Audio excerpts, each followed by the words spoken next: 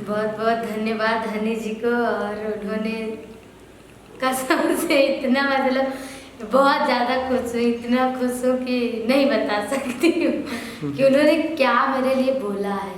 आपको कोटि कोटि धन्यवाद हनी जी। कितना मतलब बहुत मतलब क्या मैं बोलूँ, मुझे नहीं समझ आ रहा। तो क्या आपको लगा था कि गाना वायरल हो जाएगा? गाना की बात ही छोड़ो, मुझे कभी नहीं लगा था कि मैं उनके साथ गाना गाऊंगी,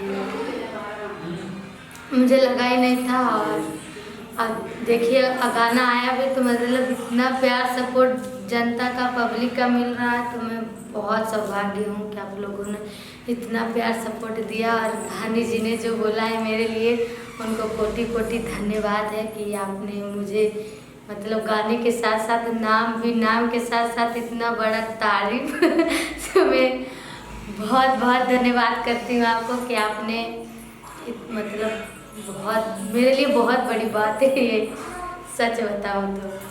क्या आगे भी कोई प्लान है उनके साथ गाना लाने का? अभी ये तो नहीं बताएंगे, जो आएगा तो आप लोग के सामने आएगा, जो भी आएगा। Thank you. धन्यवाद।